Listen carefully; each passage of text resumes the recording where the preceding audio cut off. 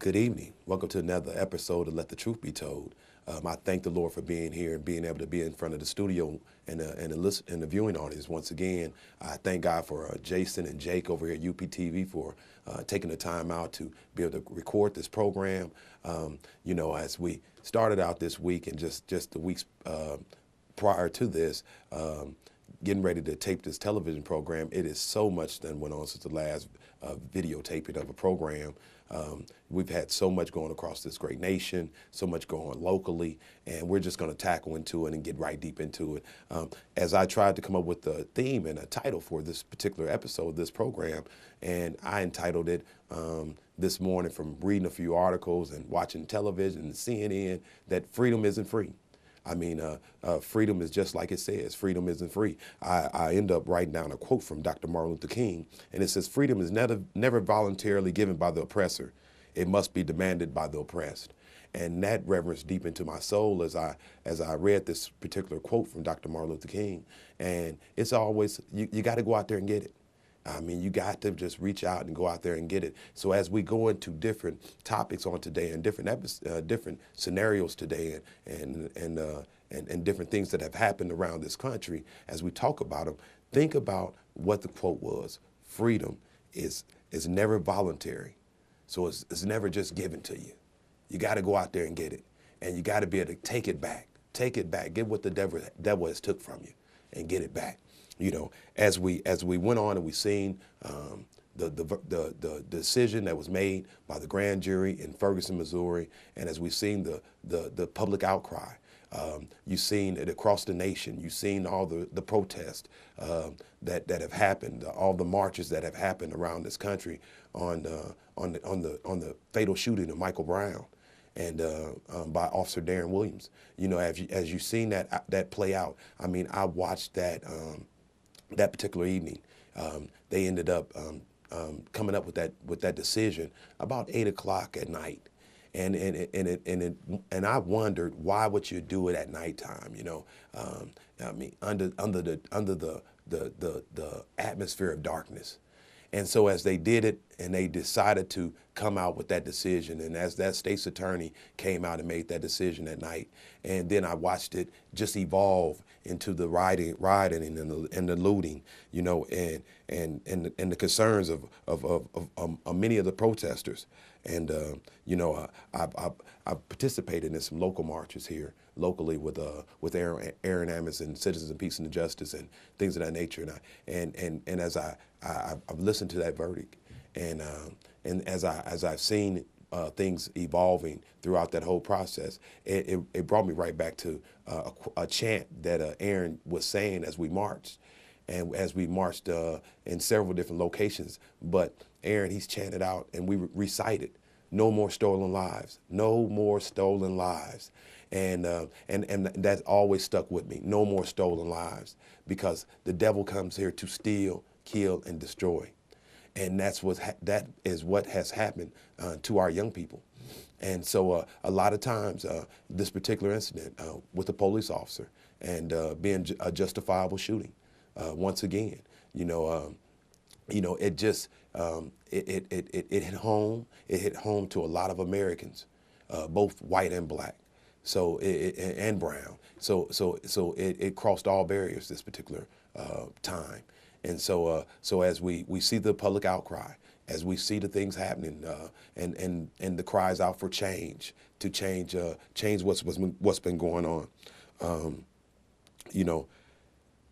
it saddens me to know that the only time that we will come up with a particular where we can pause for the cause, should I say, is when these type of things hit our individual radar screens. And so as I go into it, I mean, these things have been on the top of my list for many years as we have worked with youth throughout from even before the Kewan Carrington incident. But as somebody sent me shared something with me on Facebook on the other night, and I want to go into it with you guys. We hear about Michael Brown and we hear about the Eric Gardners. We hear about a few other people, but this is nothing new. As I was reading this, I mean, it has several names. R.I.P. 2014 to Tamara Rice. And Tamara was killed in 2014. Cameron Tillman, 2014. Victor White III, 2014. These are all at the hands of law enforcement. Dante Parker, 2014. Izale Ford. Von Derek Myers Jr., 2014. Laquan McDonald. Michael Brown. Tyree Woodson. John Crawford. Quayshawn Witten. Miguel Benton. Dylan McGee. Diane Showman. Levi Weaver. Carrie Smith Vitmore. Eric Gardner. Yvette Smith. Jordan Baker. Jeffrey Holden. Quasi Witten. Oh man. Jeffrey, let's go. Sergio Ramos. Rashad McIntosh. Barrington Williams. Carlos Alexis. Dejan Fluid. Jordan Farrell. Kamari Gray. Cameron Livingstone. Larry Green, 2013. Eugene Jackson Jr., 2013. Maram Carey. Chavis Carter. Dante Price. DeJuan Brown. And the list just goes on and on and on. And even on this list, as we get down to the bottom down here, a little old Champaign, Illinois, we hit the list. Kewan Carrington. Oscar, he's right next to Oscar Grant in Oakland, California. You know, and I said to myself, and I was talking to some other people, and I said, at what point, what scenario has to play out where an officer is charged in these particular incidents for these killings of some of these youth? And I don't look at it from just one lens. I look at it from a bunch of different lenses.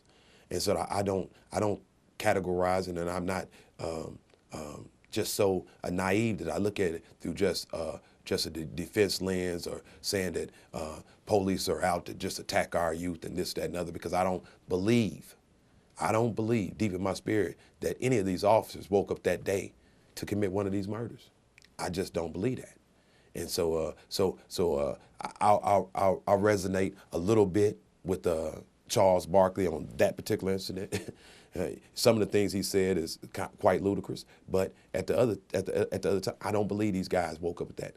But because of the power that they have, and the way they've been able to express their power through their individual jobs, and day after day being able to develop a certain spirit within them, it allowed them to go overboard. It allowed them to go overboard. And under the current training and the policies and the procedures that are in place, that is the way, and that is the reason why these grand juries come up with the verdicts and the decisions that they have made. So in the solutionary process of this, we will have to change at the way we look at this. We'll have to change the policies and the procedures and the training. And as sitting on the boards for some of the things going on the Kewan Carrington incident, I can see, because it's cut right in the wording of how these documents are wrote. And as these jurors go over these documents, they have to stick to the guidelines of what the policies and the procedures allow these officers to do. And if they feel intimidated by a 300-pound African-American man, or they feel intimidated by a 130-pound or 120-pound young man, they're still covered. And so it saddens me, and it's sad to say, is that's what's been going on. You know, in the Michael Brown incident, you know, as I watched that television program unfold, and as I watched the things happening, you know, as I seen that mom just shook, my views and my opinions, I think that some of her attorneys dropped the ball too, because they should have had her in a closed environment, a more professional setting, to be able to hear the results of that decision. And that's the views and opinions of Sean. You know, I think they dropped the ball. They shouldn't have had her out there like it was some game, or like there was some stadium event or any of that, standing on a car, sitting on a car, anywhere like that. She should have been looking professional, ready to make a response, an immediate response back to America and the world. So and that allowed, that setting that they allowed their family to be invaded into, allowed them not to have a private moment to express however they wanted to express it, being humans, to be expressed the way they wanted to express, whether if it was with profanities or whatever, but they didn't have that chance. And so when the stepdad ended up saying what he said, it was vocal to the world of what his views and what his opinions and what he deeply felt inside his heart at that particular moment. And so as they soundbited that and they played it back, and as I looked, watched that, that's just what happened. And so I think that a lot of the mid-circle there, the people that were supposed to have been protecting them the most during the most important times of their lives, they dropped the ball on that. And so I think that it was some accountability there. As I seen the looting happening, just straight knuckleheads, and that's what a lot of people do, opportunists, taking advantage of an opportunity to go out and steal, to let a spirit get inside of them to steal, to take, and freedom isn't free, and so things that you get, by tearing those businesses up, now we got to repair those businesses. How many looters are back in that neighborhood trying to sweep up glass, to help board up a building, to help repair those particular businesses, and the amount of racial tensions that have evolved after that, and so that went across the world, and that was just a nuclear blast that we took, a racial nuclear blast that we have took across the world. And even seeing the results of the decision on yesterday for Eric Gardner. And so we talked about body cameras. We talked about so many things of that nature to help protect us and help protect citizens against the people that are sworn to protect us and that are supposed to help us. And so I never thought in life that we'll get to this point. But we're to this point now where we have to put cameras on our officers. But even then, because of policies and procedures that are in place, you can see the whole video. I mean, Rodney King, we saw the whole video from front to end. And officers were justified by the actions that they did. But at the same time, I've listened to 1400 this morning. I listened to it extensive. And I've listened to so many different callers, and I reeled this back in home, just within our local community, our community of Champaign County or Champaign-Urbana and surrounding counties around there, and just listen to the response. And I listened to an older white gentleman, and he said, I'm 89 years old, and I've watched life change 4 or 5 different times in my years, and so I don't see what these people are complaining about. They made a lot of strides, and we have. But I could tell by the overtone of the gentleman speaking that he had made strides, even though the country's made strides and African American people have made strides to come out of oppression and some of the things that have went wrong in our past. Everybody have to move forward, and we have to move forward collectively.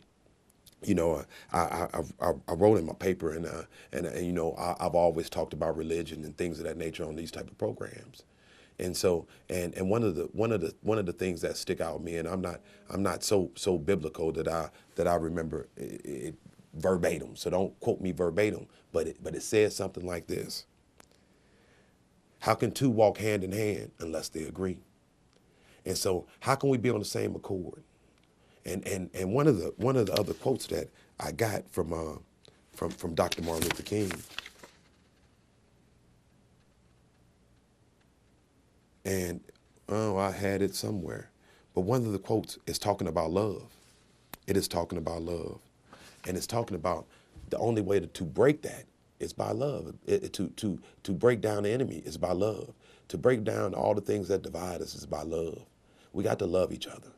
I mean, and me being in the funeral home business, it always, the things that I always think about, the things that bring us back where we're all the same.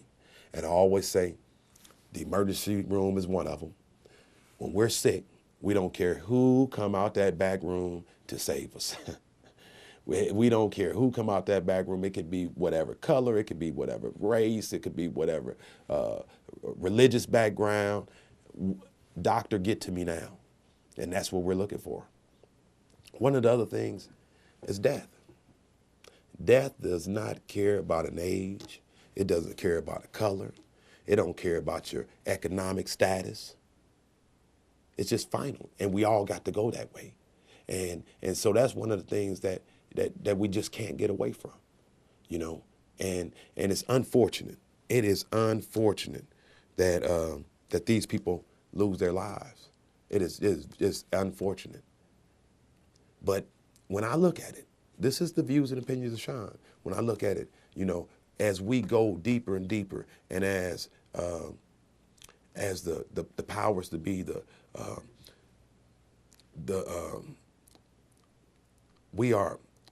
we're going through like a spiritual battle.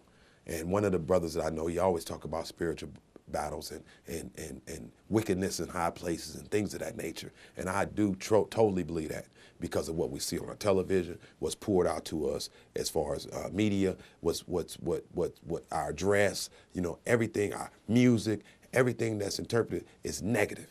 It's straight. It's not toward or geared towards a path of success. It's geared toward to keep you downtrodden, beat down, you know, negative, you know, things of that nature. And so I do believe that, you know. And so as we try to recover, you know, as we try to just recover from different things, you know, if you look, and if you will be serious and be honest within your background, and just doing a man in the mirror upon yourself, you know, I mean, it's certain things, some obstacles that we had to overcome, you know. My brother, I love my brother. I love my brother Joe, and I'm just one of the wisest guys I know. And so as I look up to my older brother Joe, and he said, you know, during the trying times of when he had to go through some stuff that he had to go through and overcome, he said, man, I had to kill myself so I can live again.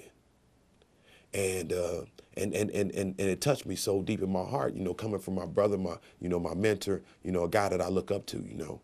And find you somebody that you look up to, you know. Find you somebody that's wise, somebody that's going to be give you great advice, you know, and never be too headstrong to accept good advice, you know.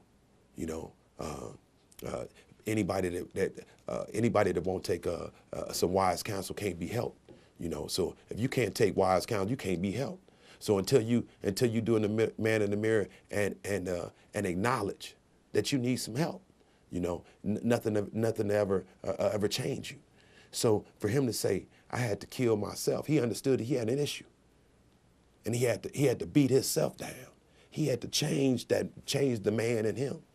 So as I look at the things that have happened, I say, well, what started this? What started this?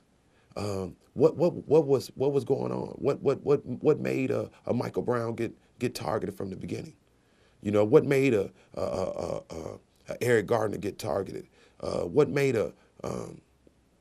these particular guys get targeted? You know, and so I've always said, you know, dress for success and things of that nature, and this, that, and this. And I understand it from both from 3 or 4 different lenses. I understand it because I'm on all different sides. And I deal with all different people from all walks of life, you know. And for me, coming from a big family here in town, you know, I done been on the other side, and I done looked at, you know, at road cops and all kinds of different things, you know.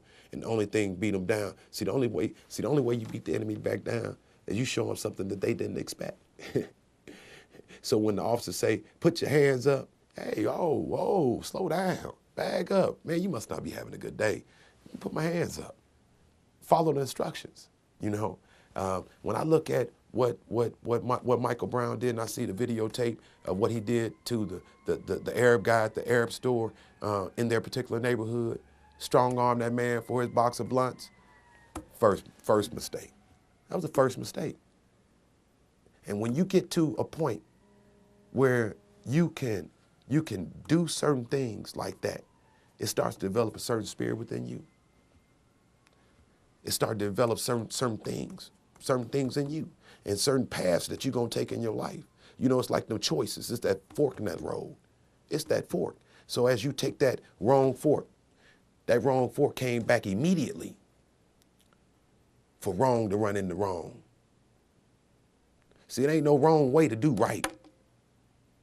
Right follow right, wrong follow wrong. So as he made that turn and he made that fork in the road to go the other way, then he ran into what he never thought that ever happened and the world never thought would have happened, as he ran into somebody else that was negative too. And so as he walked down the middle of the street, and if you guys would be honest, like I'm keeping straight honest and straightforward. You know, you've been riding and I've been riding, and I done seen people who are both black and white, but you know, I done seen people walking down the middle of the street. I done see people holding up traffic. I done see people walking in non-pedestrian walkways in the middle of traffic, midday, high traffic time, and act like they got a bumper on them. So as he walking down the middle of the street, now I don't know what happened at that particular moment. And I don't know, you know, whether he was pulling the guy, you know, what he said on his interview, you know, contradicts a lot of other things and this, that, and this. But our main thing is that we trying to stay free. We trying to stay free and alive, you know, because those guys are out there. When you look at my long list, you know that this type of stuff happens. And we all know it happens, you know. We all know it happens, but you're not trying to be the victim, or you're not trying to be the family of a victim. So as we seen these things happening, as we seen it evolve, and I looked at that, I seen him going down the wrong path. Once you start seeing your young people, and I'm gonna keep it 100 and real, when you see your young people, you know who in your house, and you know who you connected to. You got to check them. Hey man, where you get them from? Where you get them shoes from? Now you know you ain't bought them. You the person that's responsible for this person, and you know, man, where you get them new Jordans at? Man, that's a new coat. Where you get that from? Oh, they come in smell like they 15, 14, 16 years old, coming in smell like weed and stuff like that. Their eyes red. They smell like alcohol. Oh, we don't do that in this house.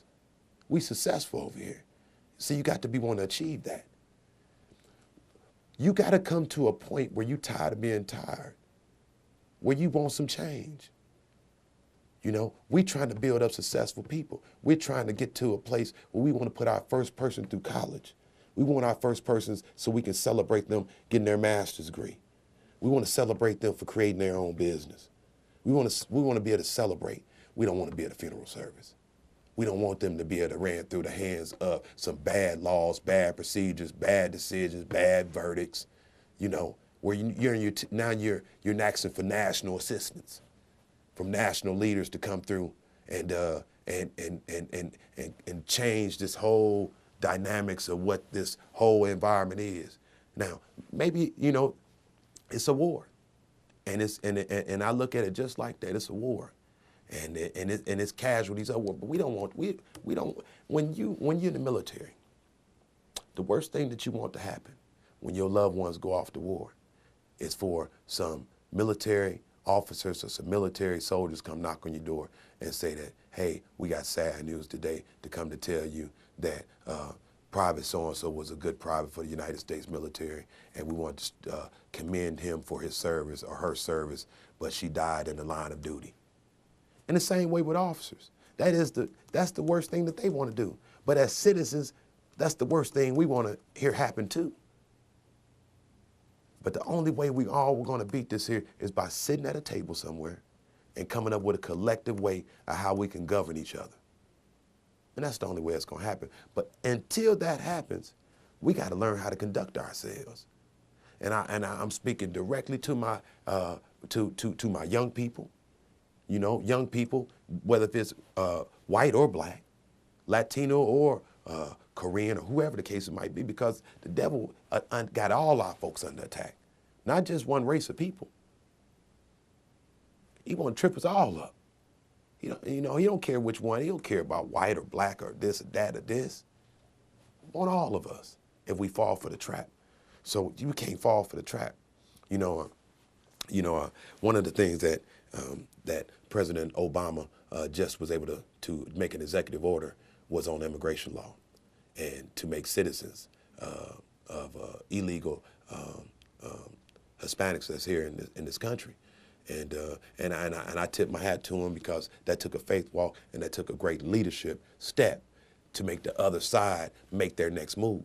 And it was definitely a chess move, and it wasn't a checkers move. And so, but one of the things that they have to do when they get ready to get citizenship is we all have to take an oath.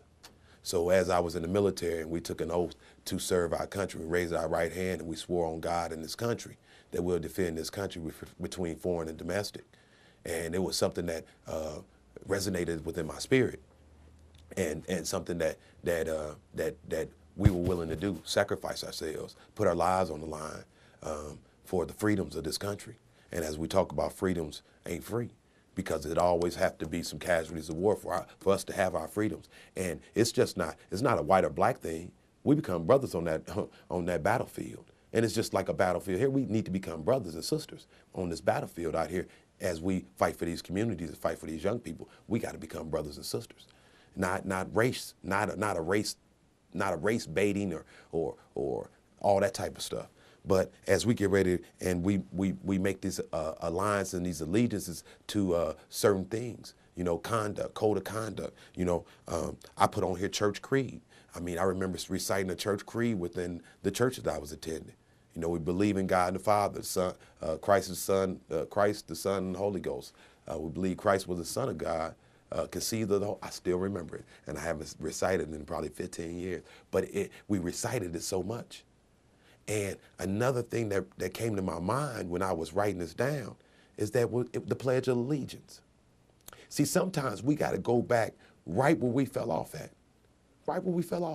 So I just left adult ed for a career fair over there at the adult ed program. And I talked to so many people from all walks of life. And both white, both black, both old, both young. But they going back to get their GED. And so sometimes we got to go back to where we fell off at. When we stop acknowledging God, stop acknowledging our allegiance to this great nation, we fell off track. That was something both white kids, both black kids, both Latino kids, Asian kids could stand up, and one thing that we agree on was God and His nation. I don't see that nowhere around this country right now. December the 4th, 2014, we are breaking the fabric of America through race.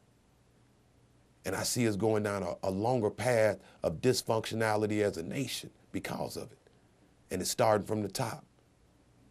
It's starting right there from the White House all the way down to the White House within our communities, the Black House within our communities, and it's just trickling down. And it's getting worse, and it's getting worse by every television program. It's getting worse by every radio program, until we start picking each other up, until we walk hand together, and until we can two walk hand in hand unless they agree to get this freedom that we talked about up top, to sustain this freedom that we have in this country. Great country. You can do anything you want to do. Can't fall for the traps. The devil's setting us up for a trap so we can battle each other. We can come at war with each other instead of build each other, instead of being encouragers. Successfulness is all around us, but we can't see it. We can't see the forest for the one tree. We can't see the forest for the one tree. As I do this program, and we talk about body cameras, we talk about policies and procedures, and we talk about the videos, and I even heard some outlandish stuff comparing what has happened with these particular incidents of these slain citizens by officers. I heard that compared to the to the O.J. Simpson case, and I'm like, well, you guys are saying that O.J. killed the lady, but, and I can't even think of her name right now because it's been so long, saying he was exonerated, but you guys are holding him and saying he did do the murder. Well, we're saying the same thing about Michael Brown and Eric Gardner. Saying the same thing. I mean, so at some point we got to come up with it. We got to come up with some even ground and make a decision and say, hey, look, no more stolen lives, no more stolen lives, no more stolen lives. And so as I go back to just this oath, we got to have something a common ground that we agree upon, And as I go back to what I'm gonna do is let's go back to that adult ed program, and the things that I seen over there, because those are the things that help us. When I looked at the educators over there, reaching out to help people, that's where my heart's at. That's where my heart's at. As I look at the things that happen around this country and the things that didn't happen, you know what? I get more mad. I'm hurt behind all that, and we feel let down behind all that. The right decision wasn't made, and this, that, and this, and somebody lost their lives, which is very unfortunate and should be untolerated across the board. So don't get me wrong, should be untolerated across the board, and it's ways we need to handle that without a violent uprising and tearing the neighborhoods down. Be able to handle that. But I get more upset. Me personally. These are the views and opinions of Sean. I'm more upset. We ain't found out. We got 4 or 5 murders that happened here locally here in this town. Jim Dye just wrote an article about it in the paper, I think on Sunday. Damian Henderson recently murdered, shot in the head. People out there know what happened and ain't saying nothing. I was just talking to one of the spokesperson, Renee, close friend of mine from the police department, and we talking about the Stop Snitching campaign. Man, we got to start telling. We got to start standing up for our community. I look at Raheem, murdered in our community. I look at 4 or 5 other young men this summer that we did funerals for. The amount of grief and pain that's brought right here locally. And we won't even, and that was done in front of other people. And we won't come forth. Man, you just as worse as the assailants. When you stand by and you watch something happen, you watch another citizen violated. I'm more upset about all that. I'm more upset about all that. We taking the lives of each other. And that just hurts me even more. And then the way we talk about each other, blast each other, discourage each other, not encourage each other. I'm more upset about all that. Just the amount of not bringing each other and picking each other up, not building our local businesses. All of those things, bore me. That bored me happened in Ferguson. That bored me what happened in Staten Island, New York. That bored me what happened now in L.A. And it hurts me deep in my heart because every life counts. And believe you me, I sit across the table for many, many families that lose a loved one, and I've lost close loved ones personally. And going into this holiday season, and by the way, happy holiday to everybody, But as we go into this holiday season, these are the times that you miss your loved ones the most. These are the times that Eric Gardner's kids and grandkids gonna miss him the most. His wife is during this holiday season when that chair that used to be full of laughter, fun, joy, despite of who he might have been. Let's stop judging people. Let's stop judging people, stereotyping people, looking at folks crazy. Looking at them like their lives don't matter. To somebody, that person mattered. To somebody, he mattered. To somebody, they looked up to him.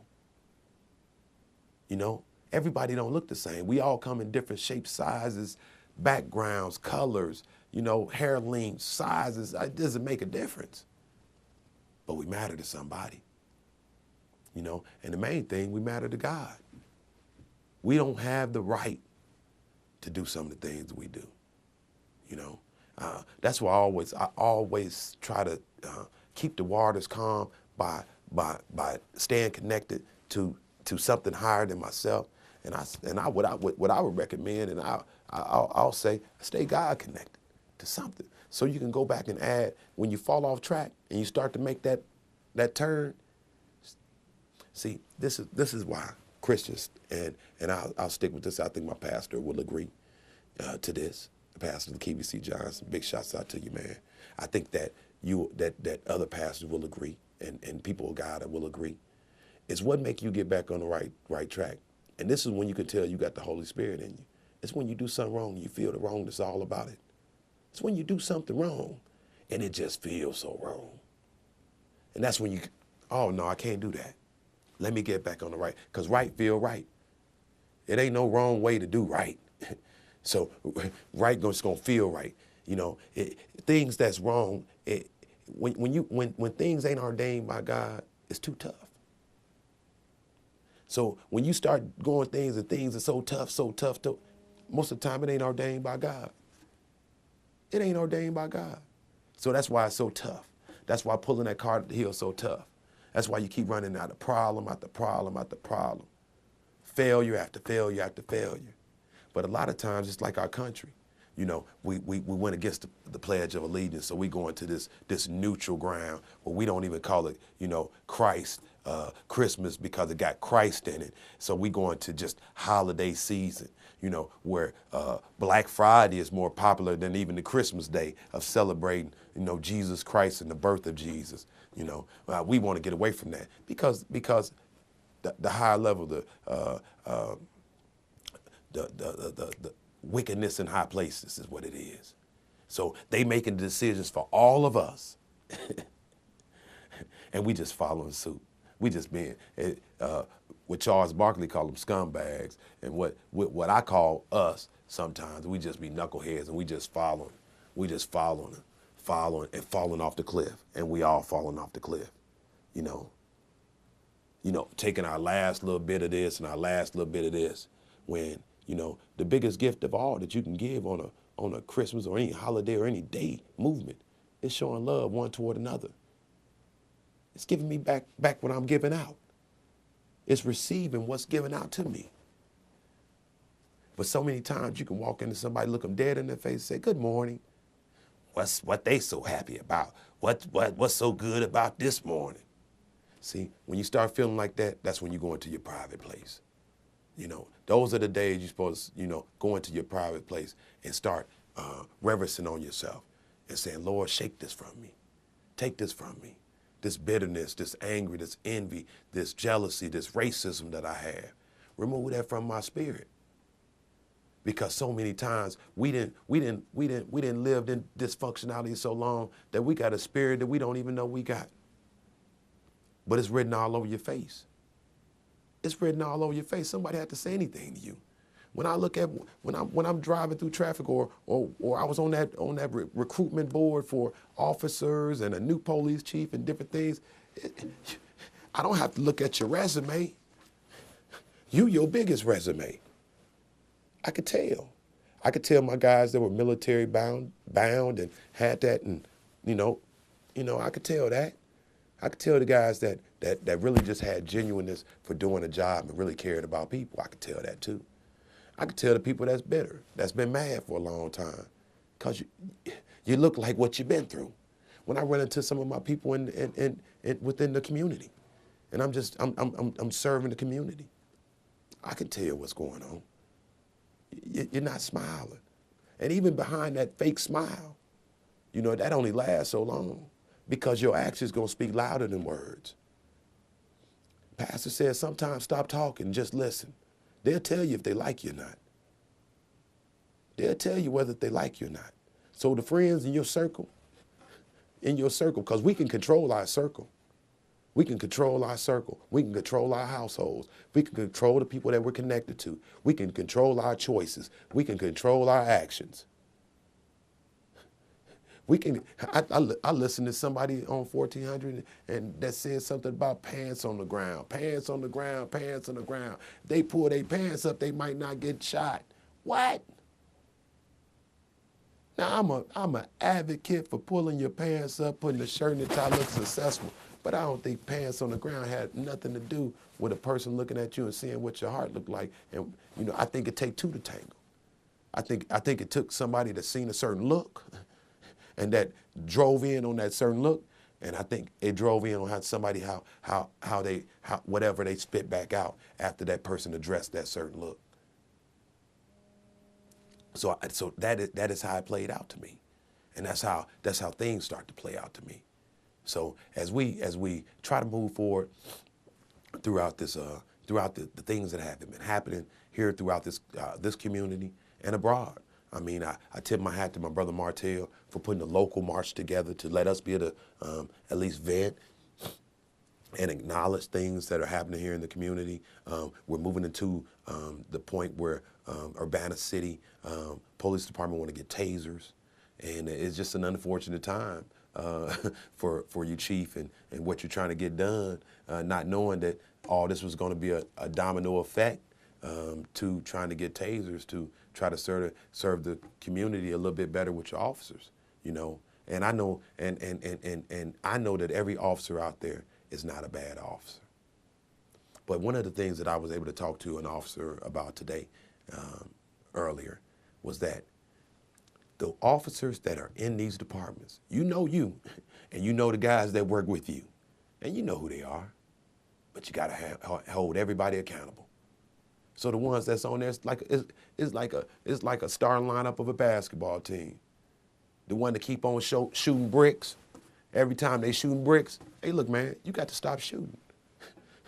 Man, we playing basketball and you keep on, you up there dribbling behind the back and ain't nobody on, ain't no defender in sight. And next thing you know, you kick the ball out to the sideline. Come on, man, what are you doing? You got to tell them that. And it's the same way in the community. You see knuckleheads out there doing something that they being knuckleheads. You got to say, hey, man, that was dumb. Come on, man, don't be a knucklehead. But you got to do it in love, too. You just can't just come off trying to check somebody because people ain't gonna listen to you like that. You know, pull them to the side. It's times I can walk up to young African-American men that everybody else would be intimidated to talk to. Man, come here, let me holler at you. Man, bro, put an arm around the young man, because a lot of times we ain't never been loved on. We getting raised in these single-parent homes. You know, the system is set up for us to be in these single-parent, that's a whole nother program. System set up for us to be in these single-parent homes without a father in their lives, you know, and it's set up for that. I told you, wickedness in high places, who making the rules. We going by the rules, and the rules is set up for us to be all messed up. But I can cuff a guy and say, hey, look, man, dig, man, that wasn't cool, man. Don't do that, man, because that wasn't cool. He'd be like, oh, Sean, man, oh, all right, I got you. And that's all it takes. Man, look, you better than that. Don't do that. I walked into a store here recently. Walked into a store, I just jump out my car because I need to get me a pair of jeans because I'm about to go out, this, that, and other. Want to get me a pair of jeans, you know, because nowadays, we know when you go out, because we like to clown so much, you know, I'm dressed for success up top, jeans down at the bottom. I had to go get me some fresh Air Force Ones because I don't know when I'm going to have to take off running. So that's my look I was putting on that day. But I'm getting ready to go into the store, and man, I'm telling you, brother was clowning, and wanted to clown with another brother. But because Sean came up on the scene, he said, man, I'm like, what's going on, fellas? He said, man, you better be glad Sean walked up. Sometimes because you who you are, you know, you big mama, or you Uncle so-and-so, or you that person, that community guy in the community, you can calm the waters and squash all the tension because you just who you are. We got to start getting in place. We got to start getting in place. This community of Ferguson, 75% African American, you know, they outweigh everybody else 2-1 on voting. But they got 3 African American officers on the force. Okay, I sat back and I said, okay, they ain't voting. They don't got a Byron Clark or Aaron Ammons or Martell or a Carol Ammons in their community that's ready to step the game up. We so distracted, you know? But when you really care, you get out and do something about it. You get out and do something about it. When you're really concerned, you get out and you take the time out. You know, I mean, I could be doing some other stuff. I could be out in the streets right now doing the insurance with a family. I got a couple families I got to serve and in the funeral home business. But I needed to take the time out for an hour to be able to talk to my viewing audience, the people that I'm out here to serve. I mean, I could be doing a million things, but I got to take the time out, because when something bothers you, that means that's where your gift is at. So if something's bothering you, that's where your gift. Stir up the gift. Stir up the gift. Get out there and do something about it. Make it happen. They used to, a little saying in the hood, say, make it happen, Captain. Make it happen. Get out there and do something about it. Change things. We're in a city council chambers. What make you think that you can't be the next city council person, the next city councilwoman, the next state representative, the next state senator? You know, as we get ready to move forward, my nephew Jamar, man, I tip my hat to you, because he got ambitions to one day be the state senator. You know, and so I'm so proud of that young man. But it's other young men watching that young man. And it's other young men watching the other young men. So you young men that's out there, it's other young men that's watching you, watching your swag. So as you change your swag, don't do what the crowd doing. Man, the crowd getting shot. The crowd getting shot, getting murdered on the streets. Your lives don't matter. People saying your lives don't matter because of your look. And what you got to do is camouflage yourself. Change the look up. You ain't got to do. Jay-Z them frustrated. I seen where Puff Daddy said something. You know, you got all your basketball players frustrated. You got Rams players going out with their hands up. You know, I mean, everybody distraught. So you can't follow them guys. You know, you can't follow those guys because, I mean, we got people attacking our public figures all the time. But we got them putting a certain image out. I want them guys to be more concerned about the image that they portraying and they putting out to our young people. When our young people killing each other every day about a $4 pair of Jordans that cost $4 to manufacture. You know, come on, man. You know, I'd rather those guys stand up. That's what's been happening on. We should have been, if we're going to tear up something, we should have been tearing up stuff in Chicago, man, where over 150 young African-American kids then got killed in a whole summer. You know, 30 kids, 30 African-American people in one weekend. Man, that's them alarming numbers. You know, even here locally, you know, 4 or 5 young people that got killed right here in our neighborhoods. Man, I'm salty because now I got to stand up there. Man, it grieved me so hard. I can't even be the professional that I'm trying to be as much because I know these young people. And I know what their dreams and their aspirations were. I knew that Kewan said he wanted to be an astronaut. But I also know the people that's out there in the powers to be that knock young men down when they have aspirations to be something, or they say it, you know, because life and death is in the power of the tongue. So instead of encouragers being around, Kewan said, man, you sure could be an astronaut, man. I'm telling you, man, this is what you need to do, man. This the curriculum that you need to start structuring on. Man, matter of fact, I'm gonna hook you up with somebody else from the University of Illinois that's hooked up in this program that's connected with the NASA program, and we're gonna get you started on your way. Every day I want you to come over here. You need to meet over here every day. I'm gonna come pick you up and provide you with a ride. See, those are things that you wanna do when you're trying to help somebody. See, when you ain't trying to help nobody, you don't provide none of that, what I'm talking about. So all you people, you can have all the money and all this and that and this, but if you ain't putting it in the right direction, it makes no difference. So if you really care about young people, you would do all those other things. Hey, look, man, I'm tell you what, I'm gonna talk to your mama, I'm gonna talk to your dad, you tell them I'm gonna come by, sit down and talk to them, we're gonna go over curriculum together, then I'm gonna take you over to the program, we're gonna hook you up with a mentor that's already in the NASA program, and then at NASA, we're gonna take, matter of fact, we got a field trip that's set up to go to NASA, and we're gonna take 15 kids to NASA. See, that's how you create astronauts.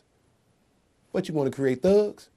Okay, I'm gonna take you down here, I'm gonna show you how to do the show, how to commit murder.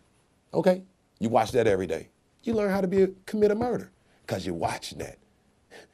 You learn how to do a Grand Theft Auto. You learn how to commit a murder. But if you want successfulness, then you have to give that whole environment, that whole atmosphere, and surround them people with them professional and encouragers. It don't have to be all professionals. It just have to be positive people. And set up an atmosphere and a force field, and we build that up.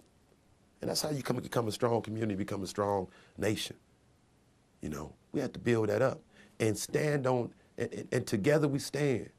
Divided we fall. Man, I'm so glad I went to the military. I don't know what to do, because as the rest of the world see things foggy, you can see around the corner.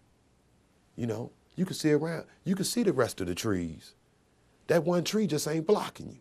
See, a lot of times we let one failure close us out, and we can't see around the tree. You got to be around to see around the tree and say, oh, is that the promised land over there? Oh, okay, I see it. And you make step by step by step, but we got to do it together.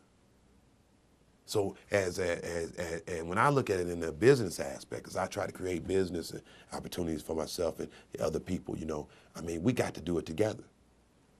You can't look at Sean and be like, oh man, I ain't gonna help him. I'm not gonna help him do this and help him do that.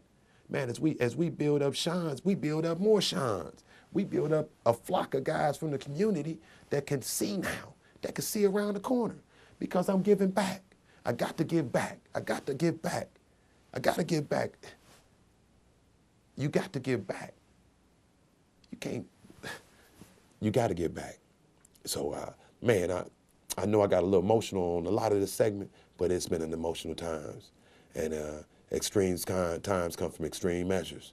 And that's just how it is. And so I love this community, I mean, even though sometimes this community make me so upset sometimes, but I love it. Those are things that bother you. Things that you love should bother you. Should bother you sometimes. It ain't gonna be peachy, and everything ain't gonna be nice, and everything ain't gonna be painted up in a certain way, and this, that, and that. So it should bother you. And so as we try to move forward, as we try to move forward within this community, get out there and do something different. Get out there and vote. Make your vote count. Stop saying, oh, my vote don't count. Yeah, it don't count. And when you don't vote, don't complain. Go with the flow. Keep on getting what you've been getting. But don't hold the rest of us back. I just told somebody, hey, look, I'm trying to drive forward. But if you don't want to go forward, get out the car. Get out the car. Life is like driving. And I like to drive my own car. So in life, I like to be in control. I don't get on Ferris wheels. I don't ride roller coasters. I don't do none of that because I'm not in control. You're not finna shoot me off somewhere and I ain't in control of the wheel. I like to drive my own car because I'm not finna let somebody else fall asleep at the wheel and crash. Don't let nobody drive your life wheel and crash your life. And if you have a failure or something went wrong that wasn't in your control, get back up. Do what those people at Adult Ed is. Get back on the right track. Get what the devil done took from you. Matter of fact, no more stolen lives, as my brother Aaron would say. No more stolen lives. And you want to avoid some of these officers that have not changed, that haven't got a newfound spirit. Man, throw your hands up, follow the rules, abide by what they're saying, and then file a complaint. File a complaint. And then get the rest of the community to support you on your complaints. And that's a process and a procedure too. So I thank the Lord for this TV program. I always say radio program because I do a radio program on WEFT 90.1 from 8 to 9 on Sunday mornings. If you're up at that time in the morning, we start out with Deacon Greg Harris, and so we start out with him early in the morning. And so you can start it at 6, and then we carry on with a few other radio hosts. But I do thank the Lord for you guys viewing this program. And I thank the Lord for everybody to come up to me every single day and say, Sean, I watch your TV program every Sunday night. Thank you for another episode of Let the Truth Be Told. Peace.